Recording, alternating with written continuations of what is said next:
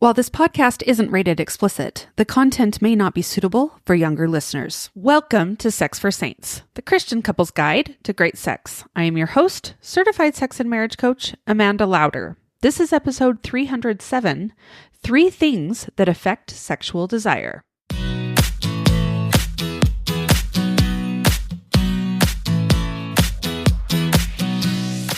Welcome to Sex for Saints, a podcast for Christian couples. My goal with this podcast is to help enlighten, educate, and inspire you to understand yourself, your spouse, and your sexuality better. I talk about sex in a way you probably haven't heard before. I'm bold, I'm direct, but I keep everything in line with my strong Christian values. Are you ready? Let's go. Hello, my friends. Welcome back to the podcast. Have you taken advantage of the deal that I'm running for my Embrace You Elite Society membership? Using the code PODCAST at checkout, you can get half off your first month, which only makes it $24.50 to try out this amazing membership. You're going to get the Embrace You video course. You're going to get free semi-private coaching. There's also monthly coaching calls, monthly classes. You get so much with this membership, and for only $24.50 to try it out. After that, it's $49 a month and you can cancel at any time. And I have loved seeing how many of you are taking advantage of this awesome deal. And I would love to see even more of you because it is so fantastic. The people are coming in, are already getting coached. They're making progress already. And that could be you as well. And for $24.50, why not? That's so cheap. It's really a steal of a deal and you're going to gain so much from it. So I hope you will come in and try it out.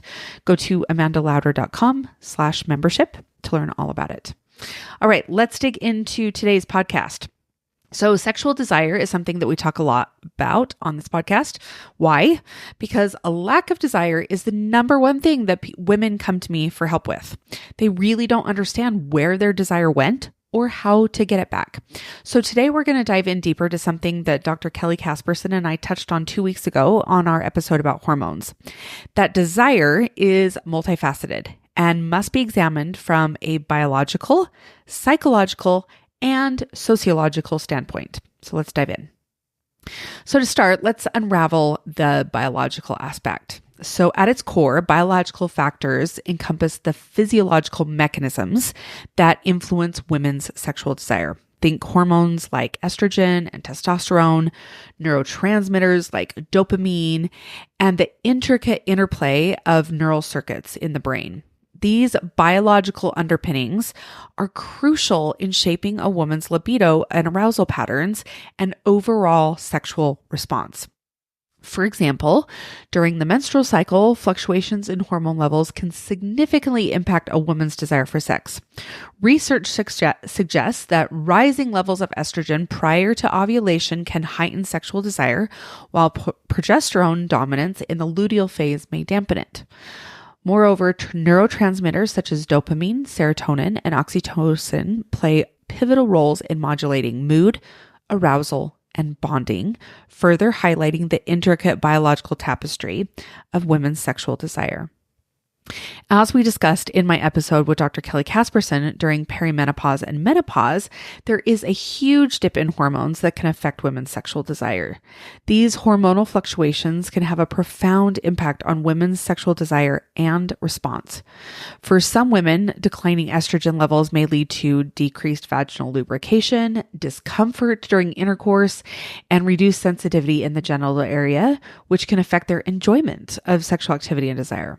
Moreover, changes in hormone levels can also influence mood, energy levels, and overall well-being. So that also affects women's sexual desire and motivation. For example, symptoms such as fatigue, insomnia, and mood swings can diminish interest in sexual activity and intimacy. As women transition into menopause, the hormonal landscape undergoes further transformations. Estrogen's levels plummet, leading to more pronounced symptoms such as vaginal atrophy, urinary problems, and changes in libido. And so for more information, go back to episode 305 to learn all about that. Another aspect of the biological is the sexual dual control model. Now, this model, which we've discussed in episode 86, but is also discussed extensively in the book Come As You Are by Dr. Emily Nagoski, offers really valuable insights into the intricate mechanisms underlying women's sexual desire by highlighting the interplay between sexual excitation and sexual inhibition systems within the brain.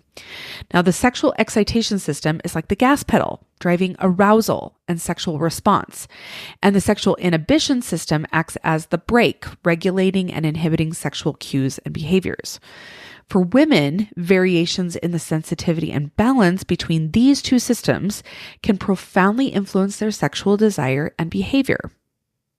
For example, a woman with a highly sensitive accelerator may experience intense sexual arousal in response to erotic stimuli, leading to heightened sexual desire and exploration. Conversely, a hyperactive brake may dampen sexual responsiveness, leading to challenges in arousal and desire. And from my experience, many women with sexual desire issues have a lot of sexual brakes and are unaware of many of their sexual accelerators. And we talk about this a lot in my coaching program. Now let's shift our focus to the psychological dimension.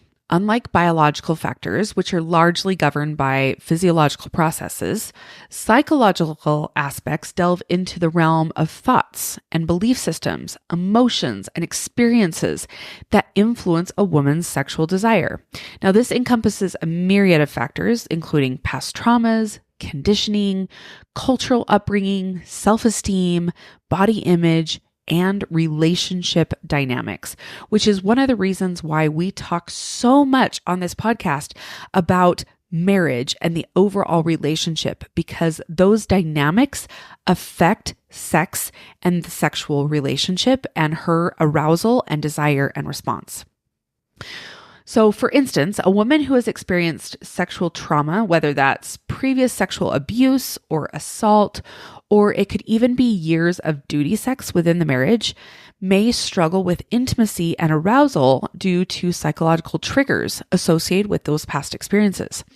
Similarly, societal norms and cultural attitudes towards sexuality can profoundly impact a woman's sexual perception and desires. And individual differences in personality traits, such as extroversion, neuroticism, and being open to new experiences, can shape how women perceive and express their sexuality.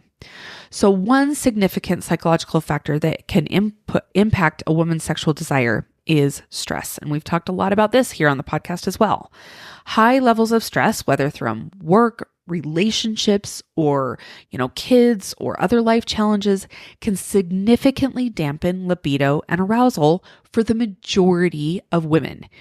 The psychological response to stress, including elevated cortisol levels and decreased production of sex hormones, can disrupt the delicate balance needed for sexual responsiveness.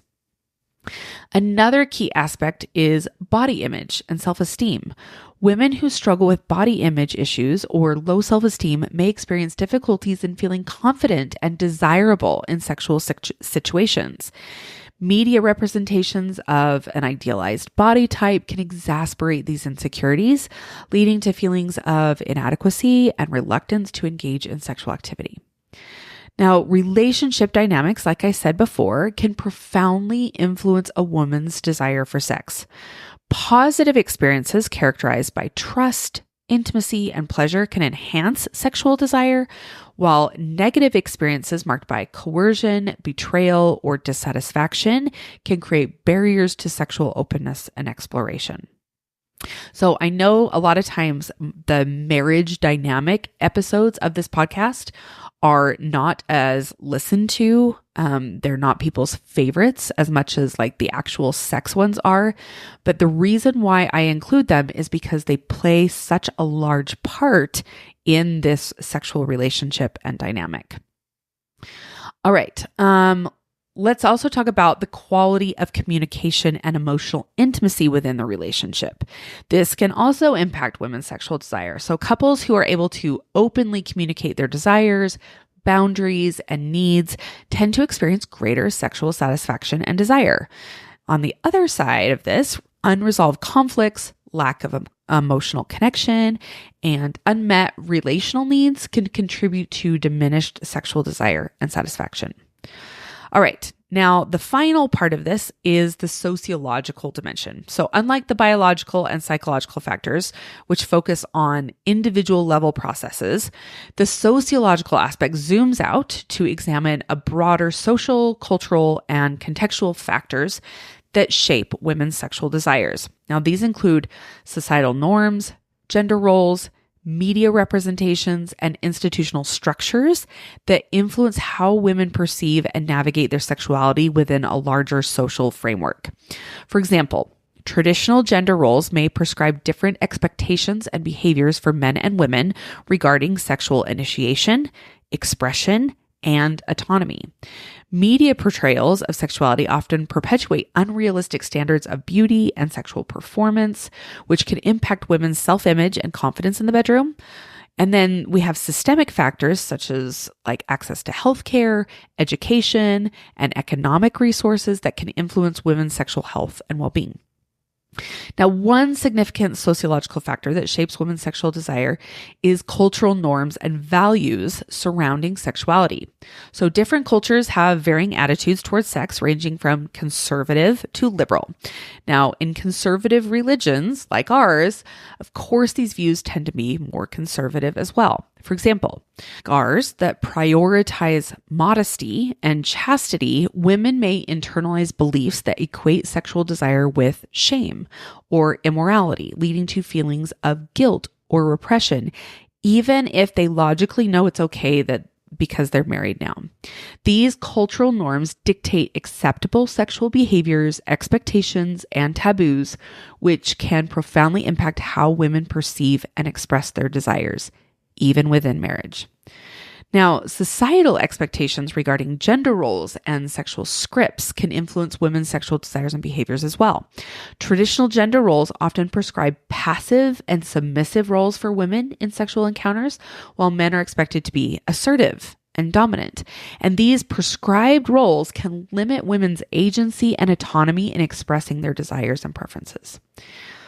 Media representations of sexuality play a significant role in shaping women's sexual desires and self-perception. Mainstream media often perpetuates unrealistic standards of beauty, sexual performance, and desirability, which contributes to feelings of inadequacy and insecurity among women. And this lack of diverse and authentic portrayals of female sexuality can really limit women's understanding of their own desires and pleasure. We just don't have a lot of good role models of good women who are also sexual.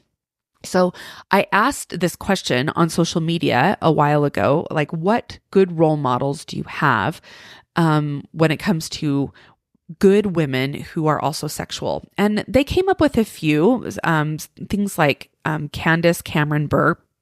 She was DJ on Full House. She is a very strong Christian, but she's also very sexy. And so, looking to women who can embody that is really helpful for women. So as you can see, women's sexual desire is really a complex interplay of biological, psychological, and sociological factors. And all of these factors get addressed within my Embrace You Elite Society membership because they're all important. So, if we're only addressing the hormones, then we're missing, the psychological and sociological factors. If we're only looking at relationship dynamics, we might be missing the hormones or the cultural conditioning that comes in. So we really have to look at all of them and examine them and see what's happening so that we can figure out why a woman isn't feeling desire and how to get it back. So if you are interested in understanding yourself, your sexuality, and your desires better, and help them work for you instead of against you, please consider signing up for the Embrace You Elite Society membership. Remember, you can use the code PODCAST at checkout to get half off your first month. That's just $24.50 for a month to try it out. All right, my friends, that's all I have for you today. Thank you so much for being here. Remember, love is a journey, not a destination. Stay committed, stay passionate, and stay connected. And we'll see you next week. Bye-bye.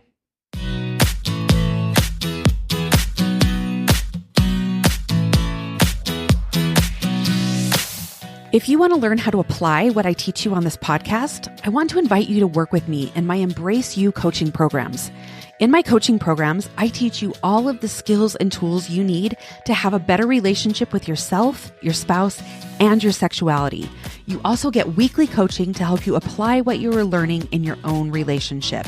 For more information, go to amandalauder.com and click Get Help in the menu to see my programs for both men and women.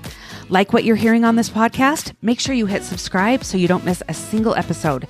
Don't forget to leave me a review and share it with your friends.